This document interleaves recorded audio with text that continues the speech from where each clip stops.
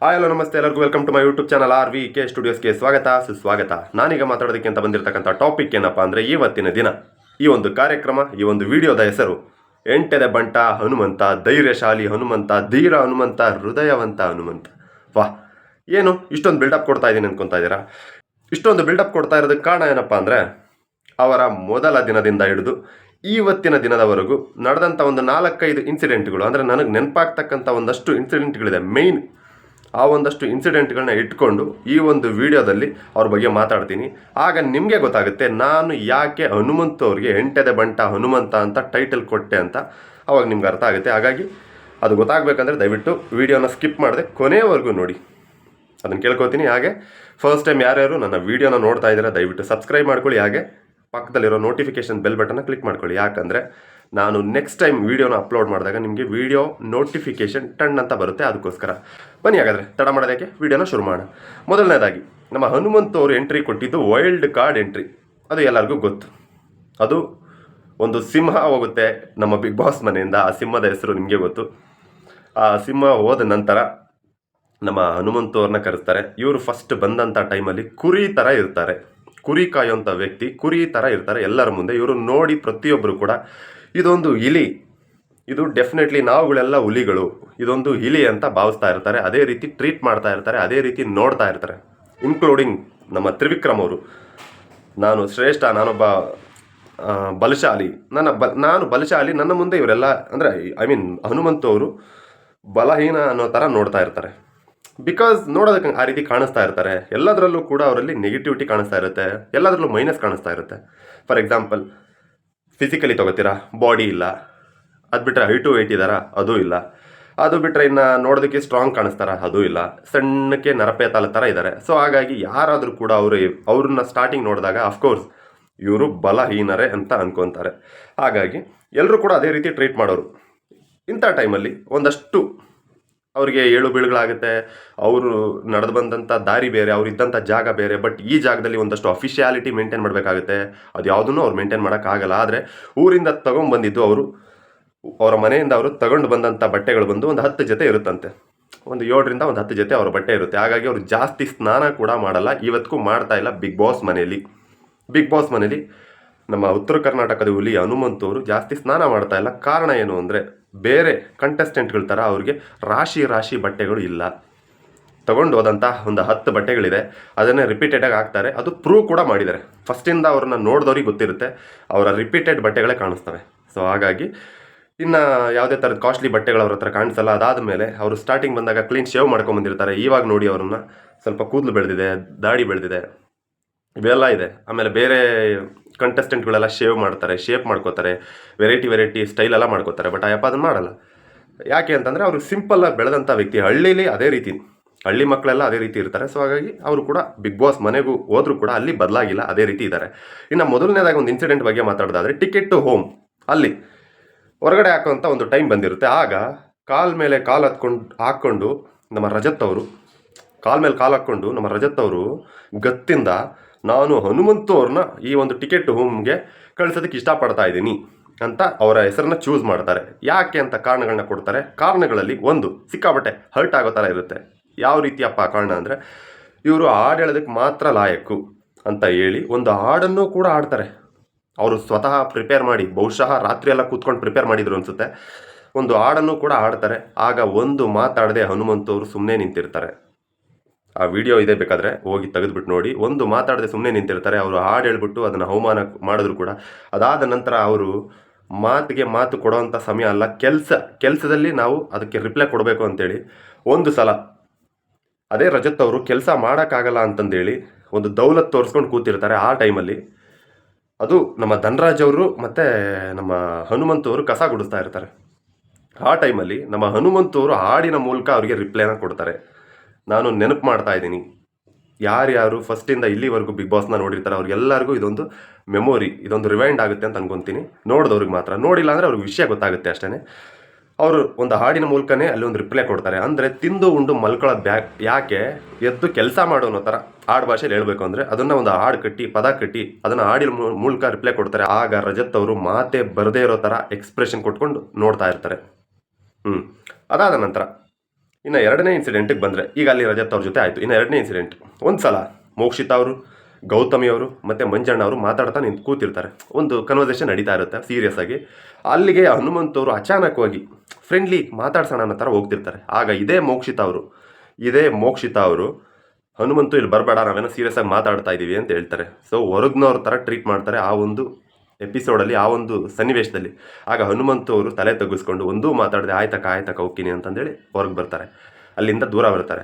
ಆಗ ಮೋಕ್ಷಿತಾ ಅವರು ಗೌತಮಿ ಅವರು ಬರಲಿ ಬಿಡಿ ಅವನೇನು ಮಾಡ್ತಾರೆ ಪಾಪ ಹಂಗಂತ ಅವ್ರಿಗೆ ಹನುಮಂತು ಅವ್ರ ಕಡೆಗೆ ಫೇವರ್ ಮಾಡಿಬಿಟ್ಟು ಮೋಕ್ಷಿತಾ ಅವ್ರಿಗೆ ಹೇಳಕ್ಕೆ ಹೋದ್ರೆ, ಇದೇ ಮೋಕ್ಷಿತಾ ಅವ್ರು ಏನಂತ ಹೇಳ್ತಾರೆ ಅಂದರೆ, ನಿನಗೆ ಗೊತ್ತಿಲ್ಲ ಸುಮ್ಮನೆರು, ಅವ್ನು ಕೇಳಿಸ್ಕೊಳಕ್ಕೆ ಬರ್ತಾ ಇದ್ದ, ಕೇಳಿಸ್ಕೊತಾ ಇದ್ದ ಅಂತವ್ನು ಇಂಥವ್ನು ಅಂತ ಒಂದು ಮಾತುಗಳನ್ನ ಆಡ್ತಾರೆ.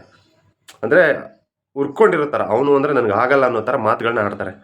ಸೊ ಆವತ್ತಿನ ದಿನ ಅದೇ ಮೋಕ್ಷಿತಾ ಅವರು ಹನುಮಂತು ಅವ್ರನ್ನ ನೋಡಿ ಉರ್ಕೊಂಡಿರ್ತಾರೆ. ಅವ್ರನ್ನ ಹತ್ರ ಬರಬೇಡ ಅಂದಿರ್ತಾರೆ, ಏನೋ ಮಾತಾಡ್ತಾ ಇದ್ದೀವಿ ಸೀರಿಯಸ್ ಆಗಿ ಅಂತ ಅವ್ರನ್ನ ನೆಗ್ಲೆಕ್ಟ್ ಮಾಡ್ತಿರ್ತಾರೆ. ಇವತ್ತಿನ ದಿನ ಅದೇ ಮೋಕ್ಷಿತಾ ಅವ್ರಿಗೆ ಫೈನಲ್ಗೆ ಕರ್ಕೊಂಡಿದ್ದು ಇದೇ ಹನುಮಂತು ಅವರು. ಇದನ್ನು ಪಾಯಿಂಟ್ ನೋಟ್ ಮಾಡ್ಕೊಳ್ಳಿ. ಇದೇ ಹನುಮಂತು ಅವರು ಮೋಕ್ಷಿತಾ ಅವ್ರನ್ನ ಫೈನಲ್ಗೆ ಹಗ್ಗ ಹಾಕಿ ಹೇಳ್ಕೊಂಡ್ರು. ಬಹುಶಃ ಈ ಒಂದು ಸಹಾಯ ಆಗದೆ ಹೋಗಿದ್ದಿದ್ರೆ ಮೋಕ್ಷಿತಾ ಅವರು ಸ್ವಪ್ರಯತ್ನದಿಂದ ಬರ್ತಿದ್ರೋ ಇಲ್ವೋ ನನಗಂತೂ ಗೊತ್ತಿಲ್ಲ. ಆದರೆ ಕಾಂಪಿಟೇಷನ್ ಅಂತೂ ತುಂಬ ಆಯಿತು. ಬಟ್ ಈಗ ಅವರು ಫೈನಲಲ್ಲಿ ಇದ್ದಾರೆ ಅಂದರೆ ಅದಕ್ಕೆ ಹನುಮಂತು ಅವರೇ ಕಾರಣ, ಅದು ಎಲ್ಲರಿಗೂ ಗೊತ್ತು. ಇನ್ನು ನೆಕ್ಸ್ಟ್ ತ್ರಿವಿಕ್ರಮ್ ಅವ್ರ ಬಗ್ಗೆ ಮಾತಾಡೋಣ. ತ್ರಿವಿಕ್ರಮ್ ಅವರು ಒಂದು ಟೈಮಲ್ಲಿ ಒಂದು ನಾಮಿನೀಸ್ ಹೆಸರುಗಳನ್ನ ಕೊಡೋವಂಥ ಟೈಮ್ ಬಂದಿರುತ್ತೆ. ಆ ಟೈಮಲ್ಲಿ ಹನುಮಂತು ಅವರು ತ್ರಿವಿಕ್ರಮ್ ಅವರ ಹೆಸರುಗಳನ್ನ ಕೊಡ್ತಾರೆ, ಆಮೇಲೆ ಬೇರೆಯವ್ರದ್ದೆಲ್ಲ ಕೊಟ್ಟು ಒಂದಷ್ಟು ಕಾರಣಗಳನ್ನ ಕೊಡ್ತಾ ಇರ್ತಾರೆ. ಆ ಟೈಮಲ್ಲಿ ಹನುಮಂತವರು ತ್ರಿವಿಕ್ರಮ್ ಅವರ ಹೆಸರನ್ನ ತಗೊಂಡಿದ್ದಕ್ಕೆ ತ್ರಿವಿಕ್ರಮ್ ಅವರು ಒಂದು ಮಾತು ಹೇಳ್ತಾರೆ, ಇಷ್ಟು ದಿನ ಎಲ್ಲಿ ಬಚ್ಚಿಕೊಂಡಿದ್ದ ನೀನು, ನಾಮಿನೇಷನ್ ಬರಲಿ ಅಂತ ಬಚ್ಚಿಕೊಂಡಿದ್ದ ನೀನು ಅಂತ ಕೇಳ್ತಾರೆ. ಆಗ ಅದೇ ಹನುಮಂತವರು ಅದೇ ಜಾಗದಲ್ಲಿ ನಿಂತ ಜಾಗದಲ್ಲೇ ಅವ್ರಿಗೆ ತಿರುಗೇಟ್ ಕೊಡ್ತಾರೆ. ಏನಂತ ತಿರುಗೇಟ್ ಕೊಡ್ತಾರೆ ಅಂದರೆ, ಇಷ್ಟೊತ್ತು ಎಲ್ಲರೂ ಮಾಡ್ತಾ ಇರೋದು ಅದನ್ನೇ, 3 ತಿಂಗಳದು ಅಲ್ಲ, 4 ವಾರದ್ದು, 2 ವಾರದ್ದು, 3 ವಾರದ್ದು ತಿಂಗಳದೆಲ್ಲ ಎತ್ತಿ ತೊಗೊಂಬಂದಿಲ್ಲ ಇವಾಗ ಕಾರಣಗಳನ್ನ ಕೊಡ್ತಾ ಇದ್ದಾರೆ. ಅದಕ್ಕೆ ನಾನು ಅವಾಗಿಂದೆಲ್ಲ ಇವಾಗ ಮಾತಾಡ್ತಾ ಇದ್ದೀನಿ ಅಂತ ಮಾತಲ್ಲೇ ಅವ್ರಿಗೆ ಉತ್ತರ ಕೊಡ್ತಾರೆ. ತ್ರಿವಿಕ್ರಮ್ ಅವರು ಅವಾಗ ಸೈಲೆಂಟ್ ಆಗ್ತಾರೆ ಆ ಉತ್ತರಕ್ಕೆ. ಸೊ ಈ 3 ಇನ್ಸಿಡೆಂಟ್ಗಳನ್ನ ಅಬ್ಸರ್ವ್ ಮಾಡಿ. ಇದಾದ ನಂತರ ಇನ್ನು ನೆಕ್ಸ್ಟ್ ಬಂದರೆ, ಟಿಕೆಟ್ ಟು ಫಿನಾಲಿಗೆ ಎಂಟ್ರಿ ಆಗೋವಂಥ ಒಂದು ಗೇಮ್ ಆಡಿಸಿದ್ರು. ಆ ಒಂದು ಗೇಮ್ ಎಲ್ರಿಗೂ ಗೊತ್ತು ಅಂತ ಅನ್ಕೊತೀನಿ. ಬಹುಶಃ ನಾನಷ್ಟೇ ಅಲ್ಲ, ಪ್ರತಿಯೊಬ್ಬ ವೀಕ್ಷಕರು ಕೂಡ ಆ ಒಂದು ಟಿಕೆಟ್ ಟು ಫಿನಾಲಿ ಆ ಒಂದು ಟಾಸ್ಕಲ್ಲಿ ಗೆದ್ದರೆ ಮಾತ್ರ ಫೈನಲ್ಗೆ ಡೈರೆಕ್ಟ್ ಎಂಟ್ರಿ, ಅಂದರೆ ಅಲ್ಟಿಮೇಟ್ ಕ್ಯಾಪ್ಟನ್ ಅಂತ ಏನಿಗಾಗಿದ್ದಾರೆ ಅದಕ್ಕೆ ಒಂದು ಟಾಸ್ಕನ್ನು ನಡೆಸಿದರು. ಆ ಒಂದು ಟಾಸ್ಕಲ್ಲಿ ಎಲ್ಲರೂ ಕೂಡ ಗೆಸ್ ಮಾಡಿದ್ದು ತ್ರಿವಿಕ್ರಮ್ ಅವ್ರು ಗೆಲ್ತಾರೆ ಅಂತ. ಬಟ್ ಆ ಒಂದು ಟಾಸ್ಕಲ್ಲಿ ವಿನ್ ಆಗಿದ್ದು ನಮ್ಮ ಹನುಮಂತು ಅವರು. ಅದು 2 ಸೆಕೆಂಡಲ್ಲಿ ಗೆಲ್ಲಿಸ್ತಾರೆ, 2 ಸೆಕೆಂಡಲ್ಲಿ ಗೆಲ್ತಾರೆ.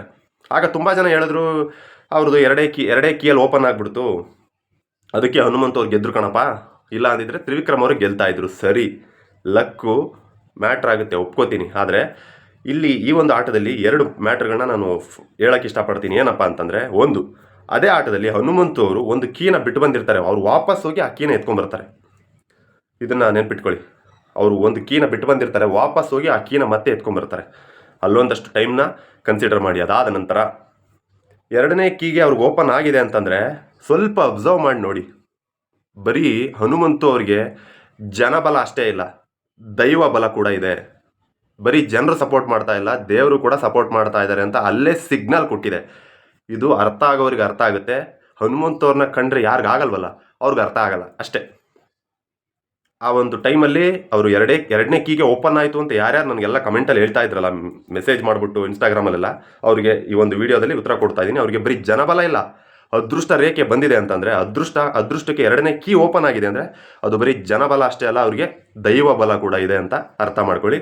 ಇದಾದ ನಂತರ ಈಗ ಫೈನಲ್ಗೆ ಬಂದರೆ ಎಲ್ಲರೂ ಅಷ್ಟೊಂದೆಲ್ಲ ಮಾಡಿರ್ತಾರೆ. ಇದೇ ಮೋಕ್ಷಿತಾ ಅವರು ಅಲ್ಲಿ ಒಂದು ಕಡೆಗಣಿಸಿರ್ತಾರೆ ನಮ್ಮ ಹನುಮಂತು ಅವ್ರನ್ನ. ಆದರೂ ಫೈನಲ್ಗೆ ಯಾರನ್ನ ಚೂಸ್ ಮಾಡ್ತೀಯಾ ಅಂತ ಕೇಳಿದಾಗ ಅವರು ಚೂಸ್ ಮಾಡೋದು ಅದೇ ಮೋಕ್ಷಿತಾ ಅವ್ರನ್ನ ಚೂಸ್ ಮಾಡ್ತಾರೆ. ಅದಾದ ನಂತರ ಮೋಕ್ಷಿತಾ ಅವರು ಫೈನಲ್ಗೆ ಬರ್ತಾರೆ. ಸೊ ಹಾಗಾಗಿ ಒಂದಷ್ಟು ಕಡೆ ನೀವು ಯೋಚನೆ ಮಾಡಿ ನೋಡಿ.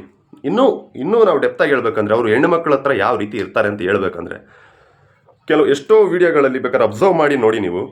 ಅವರು ಬಂದಂಥ ದಿನಗಳಿಂದ ಇವತ್ತಿನವರೆಗೂ ಬಹುಶಃ ನನಗೆ ಗೊತ್ತಿರೋ ಹಾಗೆ ಇಂಟೆನ್ಷನಲಿ ಅಲ್ಲ, ಬಹುಶಃ ಅವರು ಯಾವ ಹುಡುಗಿಗೂ ನಾನು ಗೆದ್ದೆ ಅಂತಂದೇಳಿ ಹಗ್ ಮಾಡಿದ್ದು ನಾನು ನೋಡಲೇ ಇಲ್ಲ. ನೀವೇನಾದರೂ ನೋಡಿದರೆ ಗುರು ನಾನು ನೋಡಿದ್ದೀನಿ ಅಂತಂದೇಳಿ ನನಗೆ ಇನ್ಸ್ಟಾಗ್ರಾಮಲ್ಲಿ ಮೆಸೇಜ್ ಮಾಡಿ. ಬಹುಶಃ ನಾನಂತೂ ನೋಡಿಲ್ಲ. ಯಾವುದಾದ್ರೂ ಒಂದು ಹುಡುಗಿಗೆ ಹಗ್ ಮಾಡೋದು. ನೀವು ಅನ್ಕೋತೀರಾ ಹಗ್ ಮಾಡೋದಲ್ಲ, ಇವಾಗ ಯಾವ ಕಾಲದಲ್ಲಿ ಇದೆಯಾ ಗುರು, ನೀನು ಬಿಡುಗುರು ಅವೆಲ್ಲ ಅಂತೇಳಿ. ಹೌದು, ಬಟ್ ಅವರ ಒಂದು ಕಲ್ಚರ್, ಕಟ್ಕೊಂಡವಳು ಕಡೆ ತನಕ, ಕಟ್ಕೊಂಡವಳಿಗೆ ಕೊನೆ ಪ್ರೀತಿ, ಮೊದಲಾಗಲಿ ಕೊನೆ ಆಗಲಿ ಪ್ರೀತಿ ಕಟ್ಕೊಂಡವಳಿಗೆ ಅಂತ ನಂಬಿರ್ತಕ್ಕಂಥ ಹಳ್ಳಿ ಐದ ಹನುಮಂತ್. ಆ ಒಂದಷ್ಟು ಪಾಯಿಂಟ್ಸ್ಗಳನ್ನ ನಾನು ಅಬ್ಸರ್ವ್ ಮಾಡ್ಕೊಂಬಂದೆ. ಟು ಬಿ ಫ್ರ್ಯಾಂಕ್, ನನಗೂ ಸ್ಟಾರ್ಟಿಂಗಲ್ಲಿ ಯಾವ ಒಬ್ಬ ಕಂಟೆಸ್ಟೆಂಟ್ ಮೇಲೂ ನನಗೆ ಸ್ಥಿರತೆ ಇರಲಿಲ್ಲ. ನಾನು ಒಬ್ಬ ಆಡಿಯನ್ಸ್ ಆಗಿ ನೋಡ್ತಾ ಇದ್ದೆ, ಬಿಕಾಸ್ ರಿವ್ಯೂ ಕೊಡೋ ಸಲುವಾಗಿ. ಬಟ್ ಈ ಒಂದಷ್ಟು ಒಳ್ಳೆ ಕ್ವಾಲಿಟೀಸ್ಗಳನ್ನ ಅಬ್ಸರ್ವ್ ಮಾಡಿದಾಗ ಅಫ್ಕೋರ್ಸ್ ನನಗೂ ಹನುಮಂತ್ ಅವರು ಆಟೋಮೆಟಿಕ್ಲಿ ಇಷ್ಟ ಆಗ್ತಾ ಬಂದರು. ಯಾರಿಗೆ ತಾನೇ ಇಷ್ಟ ಆಗಲ್ಲ? ಆ ಒಂದು ಮುಗ್ಧತೆ, ಆ ಒಂದು ಒಳ್ಳೆತನ, ಆ ಒಂದು ದಿಟ್ಟತೆ, ಆ ಒಂದು ಧೈರ್ಯತನ. ಎಂಥವ್ರು ಬಂದರೂ ಮಣ್ಣು ಮುಗಿಸೋವಂಥ ಶಕ್ತಿ ಇರೋವಂಥ ವ್ಯಕ್ತಿ, ಅದಕ್ಕೆ ಸಾಕ್ಷಿನೇ ಬಿಗ್ ಬಾಸ್. ಹೌದಲ್ವಾ? ಎಂತೆಂಥ ಘಟಾನುಘಟಿಗಳನ್ನ ಮಣ್ಣು ಮುಗಿಸಿ ತುದಿಗೋಗಿ ಕೂತಿದ್ದಾರೆ. ಬಹುಶಃ maximum chances 99.9% Bigg Boss winner ಈ ಸಲ ಹನುಮಂತು ಅವರೇ. ಇದಂತೂ ಪಕ್ಕ. ಅಪ್ಪಿ ತಪ್ಪಿದು ಸುಳ್ಳಾಗಿದ್ದೆ ಆದರೆ ಇವಾಗ ಪ್ರತಿ ಸಲ ಜನರಲ್ಲಿ ಒಂದು ಟಾಕ್ ಇರುತ್ತಲ್ಲ, ಬಿಗ್ ಬಾಸಲ್ಲಿ ಗಿಮಿಕ್ಸ್ ನಡೆಯುತ್ತೆ, ಸ್ಕ್ರಿಪ್ಟೆಡ್ಡು ಎಲ್ಲ ಫಿಕ್ಸ್ ಮಾಡಿಬಿಟ್ಟಿರ್ತಾರೆ ಅಂತ. ಅದು ಸತ್ಯ ಆಗುತ್ತೆ. ಹನುಮಂತು ಅವರು ವಿನ್ನರ್ ಆಗಲಿಲ್ಲ ಅಂದ ಕಾರಣಕ್ಕೆ. ಹನುಮಂತು ಅವರು ವಿನ್ನರ್ ಆದರು ಅಂತಂದರೆ ಡೆಫಿನೆಟ್ಲಿ ಒಂದು ಒಳ್ಳೆತನಕ್ಕೆ, ವ್ಯಕ್ತಿತ್ವಕ್ಕೆ ಬೆಲೆ ಕೊಟ್ಟಂತಾಗುತ್ತೆ. ಇದು ಒಂದು ನನ್ನ ಅಭಿಪ್ರಾಯ. ಹಾಗಾಗಿ ಹನುಮಂತು ಅವ್ರಿಗೆ ಅವರೇ ಗೆಲ್ಲಬೇಕು ಅಂತ, ವೋಟ್ ಮಾಡಬೇಕು ಅಂತ ಅಂದ್ಕೊಂಡಿರೋರೆಲ್ಲರೂ ಹನುಮಂತು ಅವ್ರಿಗೆ ವೋಟ್ ಮಾಡಿ ಅವ್ರನ್ನ ಗೆಲ್ಲಿಸ್ತೀರಾ ಅಂತ ನಾನು ನಂಬಿದ್ದೀನಿ. ನಾನು ಹೇಳೋ ಅವಶ್ಯಕತೆ ಇಲ್ಲ, ಅವ್ರಿಗೆ ಆಲ್ಮೋಸ್ಟ್ ಫ್ಯಾನ್ ಫಾಲೋಯಿಂಗ್ ಇದೆ, ಗೆಲ್ಲಿಸ್ತಾರೆ. ಹಾಗಂತ ತ್ರಿವಿಕ್ರಮ್ ಅವ್ರೇನು ಕೆಟ್ಟವ್ರ ಅಂತ ನೀವು ಕೇಳ್ಬೋದು. ಕೆಟ್ಟವ್ರೇನಲ್ಲ. ಕಂಪೇರ್ ಮಾಡಿದ್ರೆ ಹನುಮಂತು ಅವ್ರು ಬೆಟ್ರು ಅಂತ ಹೇಳಕ್ಕೆ ಇಷ್ಟಪಡ್ತೀನಿ. ರಜತ್ ಅವರು ಕೆಟ್ಟವ್ರ ಅಂತ ಕೇಳಿದ್ರೆ ಹನುಮಂತು ಅವ್ರಿಗೆ ಕಂಪೇರ್ ಮಾಡಿದ್ರೆ ಹನುಮಂತು ಅವರೇ ಬೆಟ್ರು ಅಂತ ಹೇಳಕ್ಕೆ ಇಷ್ಟಪಡ್ತೀನಿ. ಇನ್ನು ಮೋಕ್ಷಿತಾ ಅವ್ರೇನು ಕೆಟ್ಟವ್ರೇನಪ್ಪ ನಿಮ್ಮ ಪ್ರಕಾರ ಹಂಗೆ ಅಂತ ಕೇಳಿದ್ರೆ ನಾನು ಹೇಳೋದು, ಮೋಕ್ಷಿತಾ ಅವರ ಹನುಮಂತು ಅವರ ಅಂತ ಚೂಸ್ ಮಾಡಿದ್ರೆ ನಾನಲ್ಲ, ಜನರು ಯಾರೇ ಆದ್ರೂ ಸರಿ ಹನುಮಂತು ಅವ್ರನ್ನೇ ಚೂಸ್ ಮಾಡ್ತಾರೆ. ಹಾಗಾಗಿ ಆ ಒಂದು ಒಳ್ಳೆತನಕ್ಕೆ ಯಾರಾದರೂ ಫ್ಯಾನ್ ಆಗಲೇಬೇಕು. ಅದಕ್ಕೋಸ್ಕರ ನಾನು ಈ ಒಂದು ವಿಡಿಯೋ ಮಾಡಿದೆ. ಎಂಟೆದೆ ಬಂಟ ಹನುಮಂತ, ಧೈರ್ಯಶಾಲಿ ಹನುಮಂತ, ಧೀರ ಹನುಮಂತ, ಹೃದಯವಂತ ಹನುಮಂತ. ಇದು ಇವತ್ತಿನ ಟಾಪಿಕ್. ಇವತ್ತು ಹನುಮಂತು ಅವ್ರ ಬಗ್ಗೆ ಮಾತಾಡಬೇಕು ಅನ್ನಿಸ್ತು, ಅದಕ್ಕೋಸ್ಕರ ಈ ಒಂದು ವಿಡಿಯೋದಲ್ಲಿ ಮಾತಾಡಿದೆ. ದಯವಿಟ್ಟು ಏನಾದರೂ ತಪ್ಪಾಗಿ ಮಾತಾಡಿದರೆ ದಯವಿಟ್ಟು ಕ್ಷಮಿಸಿ. ಹಾಗೆ ಏನಾದರೂ ಇನ್ನೂ ಮಾತಾಡಬೇಕಿತ್ತು ಅಂತ ಅನಿಸಿದ್ರೆ ಅದನ್ನು ಕಮೆಂಟಲ್ಲಿ ತಿಳಿಸಿ. ಏನಾದರೂ ಟಾಪಿಕ್ಸ್ನ ಮರ್ತಿದ್ರೆ, ಏನಾದರೂ ಇನ್ಸಿಡೆಂಟ್ ಮರ್ತಿದ್ರೆ ಅದನ್ನೆಲ್ಲ ಕಮೆಂಟಲ್ಲಿ ತಿಳಿಸಿ. ಇಲ್ಲಿಗೆ ನನ್ನ ವಿಡಿಯೋ ಮುಗಿಸ್ತೀನಿ. ಜೈ ಹಿಂದ್, ಜೈ ಕರ್ನಾಟಕ. ಮತ್ತೆ ಮುಂದಿನ ವಿಡಿಯೋದಲ್ಲಿ ಸಿಗೋಣ. Thank you.